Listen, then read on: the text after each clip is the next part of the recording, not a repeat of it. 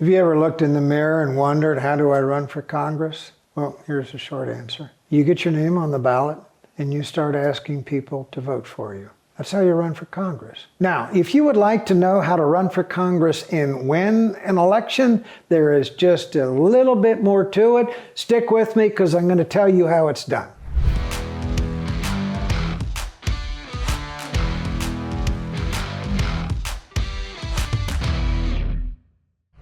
We're going to talk about three things in this video.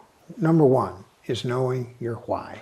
Number two, knowing your jurisdiction. And number three is knowing the rules. Because if you don't know all of those, then your campaign for Congress is never going to get off the ground. So dive in. Number one is knowing your why. Why do you want the job? Now, members of Congress deal with lots of things. They have say-so in our relationships with other countries and foreign policy. They vote on the defense budget. They vote on appropriations and aid to other countries. We have a whole host of economic issues that are settled at the federal level. There is deciding who pays what in taxes that funds the obligations of the United States government. There is how we spend that money and how we allocate it to people that Congress thinks needs the money. And then there's a whole set of what we call social issues, some of which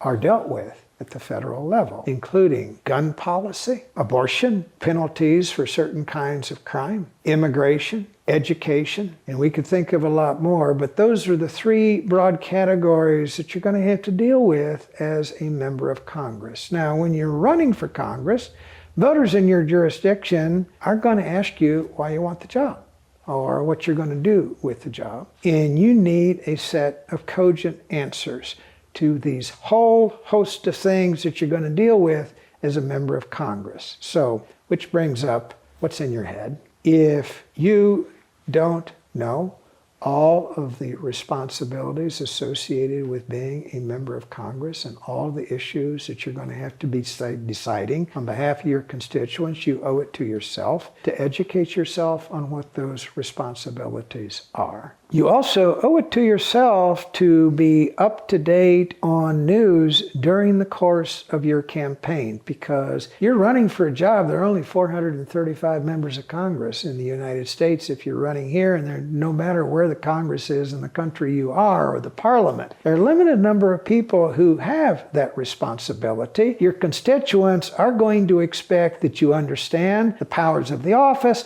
They are going to expect that you will be up to date on what is going on around the world. That is part of your why, and in some ways, it's the most important part of your campaign. The second thing I mentioned is knowing your jurisdiction. If you're running for Congress, X number of voters in your district are eligible to vote in the election. Those are the registered voters. And among those registered voters, there's a certain set of sub-voters that typically vote in races for Congress. These are the people you really need to pay attention to. But you can't be all things to all people, so only some of those people who usually participate in a congressional election are in the market of voting for you, because a certain number of them you already know are going to vote for the person that you're running against. So what are the things you really need to know about this market that you are appealing to?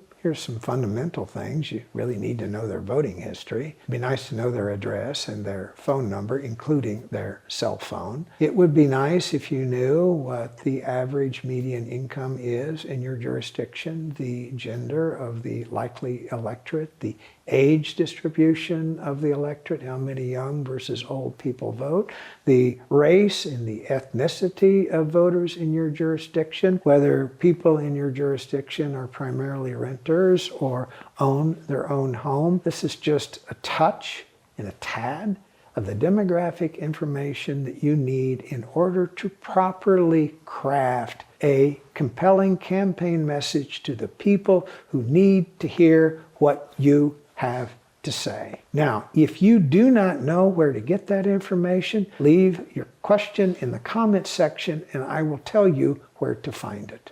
The third thing I mentioned is what we call the rules. Here's the truth. The rules about getting on the ballot are written by incumbent legislators. They don't always make it easy for people who want to run against them to get on the ballot. Some of these rules about getting on the ballot can be very, very cumbersome. One of the first things that you do when you're planning a campaign is check and find out what these requirements are. Do you pay a fee that gets you on the ballot? Do you have to go out and get signatures from a certain number of people? Well, if so, who are the people who are eligible to sign your petition? Are there rules and regulations on who can carry those petitions? Is there a limited amount of time to get those signatures? The point is that this is the one thing that does often trip otherwise good candidates, is because they didn't pay attention to the rule book early on, and when it dawned on them that they didn't have enough signatures,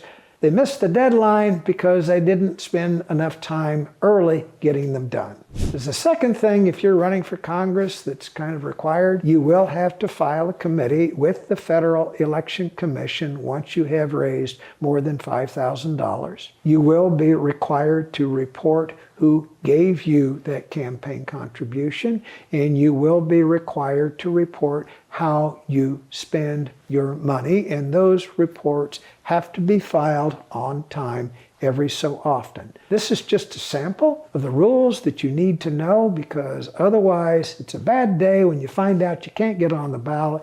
It's a bad day when you find out you're under investigation for failing to file your campaign finance reports. If you would like to know more about how to run for Congress and all of the moving parts to putting together a perfect campaign, I have good news for you. There is a link underneath this video, How to Run for Congress. While you have this stuff fresh in your mind, click on that link, because we go into great detail about everything you need to know to pull off a winning campaign.